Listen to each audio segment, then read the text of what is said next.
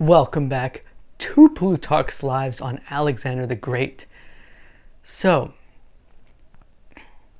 he's a pretty famous guy and a rather adventurous life, though filled with tragedy. We'll start with Philip, his father, king of Macedonia, king of Macedon or Macedon, and Philip had a good day because three good things happened on this one day. Number one, his men had won a battle. Number two, his horse had won a race in the Olympic Games. And number three, his wife Olympias had given birth to his son Alexander. Pretty good day for Philip. Alexander, of course, grew up to be, he was a rather precocious, very learned, very intelligent young man, young child. And Philip got all types of tutors for him, including the most famous of which, Aristotle, who taught him all types of special things that weren't, in addition to what Aristotle wrote, he taught him some secret things that were never written by Aristotle. Although later they became distant, they were close at one point. So, family relations were not good for Philip, for Alexander. There was a conflict between his father and his mother. Alexander took his mother's side, and there was a wedding, and Alexander ended up getting himself into all types of conflicts at the wedding. It wasn't good. It further strained relations between Alexander and his father as well. Things were just not good. So, the first time Alexander had a military battle was at age 16, a rather young age, when his father Philip went off on his dealings and left Alexander in charge, and Alexander had to lead a charge, and he did pretty well. Before that, he had a horse. They brought a horse who was extremely unruly. His name was Bucephalus. And Philip and his men there, Alexander's dad Philip and his men, they said, nobody can tame this horse. It's impossible to mount it. It's impossible to get on it, to ride the horse. Alexander said, nonsense, I can do it. The men are laughing, saying, yeah, right. What he did was he noticed that Bucephalus was standing away from the sun, so he saw his shadow and he was scared of his shadow. So what Alexander did, he turned the horse Bucephalus around, and that calmed him down, and he was able to mount the horse. And Alexander and Bucephalus, well, was a battle horse, a great horse. Philip was assassinated eventually, killed by his own bodyguard. Gets you an idea of what the situation in Macedonia was like at the time. Alexander, thrust into his new role as king of Macedonia at age 20, the first thing he did was started subduing all the heathens, the barbarians, the surrounding nations, because he inherited a kingdom that was beset on all sides by enemies. And that's how he wanted it to be. He wanted to test his courage all the time. He didn't want a settled kingdom. Now, on this battle, there was a revolt in Thebes. And the Thebans, he just wanted to capture the men who were revolting. And the Thebans refused, wouldn't give quarter. He razed the entire city, killed many of the people there, sold the rest into slavery. It was a very, very harsh treatment, and he later regretted that this was one of his more brutal military actions in Thebes when he first took the kingdom. So, as we go on, Alexander is obviously, as we know, getting into a lot of battles, conquering many lands, expanding his kingdom. One of the first places he goes for is the massive Persian Empire led by Darius. many battles with Darius. And what's important to note about this is that Darius's mother and wife and 2 unmarried daughters were grieving for Darius, for their father.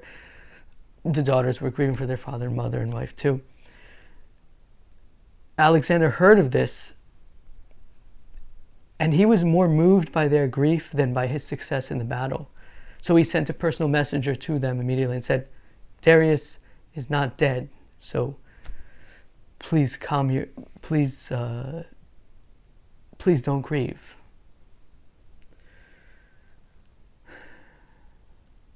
He was more moved by the grief of his enemy than his own success.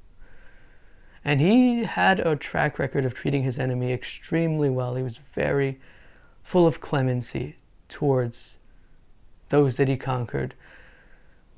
Later, when he conquered India, the king of India, Porus, he gave him his position, basically said, you rule.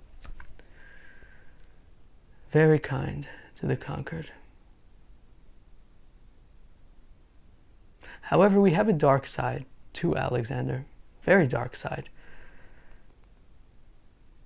There were times when he would be extremely cruel to his friends, that sometimes he would even kill some of his friends in conflicts, in all types of terrible things. There was one instance where he was arguing with one of his friends and he stabbed him with a spear and killed him, and Alexander was mourning for about 2 days locked up in his room.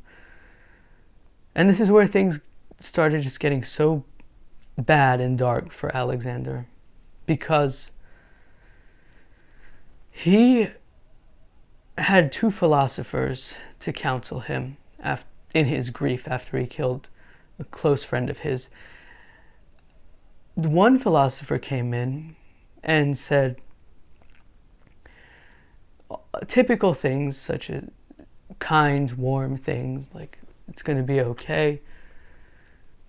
Basically saying things that he didn't want to hear. Truthful things, that he didn't do the right thing, but he can get over it, he can repent, things like that. And then there was another philosopher who came in and said, what are you doing, Alexander? Don't you know that Zeus created the law so that he could do whatever he wanted? So you, Alexander, stop weeping like a slave. You are the law. And Alexander was emboldened by this, and he became more supercilious. The word supercilious, arrogant. He became very arrogant. And much more harsh. And he became quite a terror, quite a fear for all of his friends, feared by all of his friends. He continued conquering. There was one point where he always gave the spoils of battle, he always distributed all the luxuries to his men, to his soldiers who fought with him. Sadly, they became idle. He never got into the whole idleness, but they did. They became luxurious, and he always wanted to continue to conquer, continue to fight military battles. And they would criticize him. They would say, we're doing well, we're living this luxurious life, we don't want to conquer anymore. And he just wasn't having any of it. So that's the downfall of conquering so much, that you get the spoils from battle and your men become spoiled from the spoils. I guess that's why they're called spoils. Anyways. Now, Alexander was a real powerful man in battle. He was wounded so many times. He was hit with a stone on the back of the neck, almost lost his eyesight from that hit. He was stabbed. He was shot with an arrow in different places. He almost died multiple times. He certainly overcame death in many ways.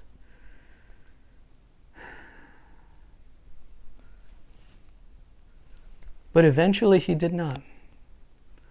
Eventually, at around age 33, Alexander got sick with a fever, and we don't know if he was poisoned or not. He may have been poisoned. He may have just drank too much wine. That was a common thing. His best friend, Hephaestion, died when he drank too much wine. When he had a fever, he drank too much wine, and he died. And Alexander was grieving like no other person for his best friend. And he even basically killed an entire city after his best friend died, in grief, in mourning. It was quite bad.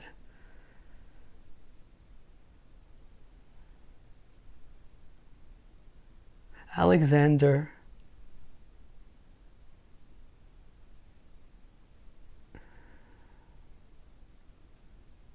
was quite a man.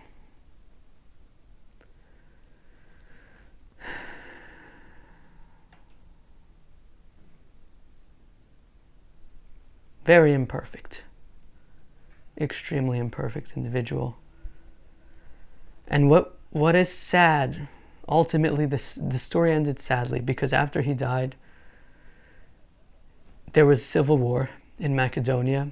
His empire that he had spent his life amassing just fell apart into little factions and dissolved. And that was it. Glory and conquering and building up the entire kingdom of Macedonia, and then just falling right after his death. Moral of the story is, make contingency plans,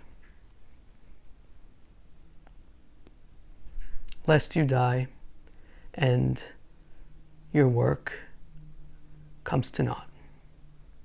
Take care.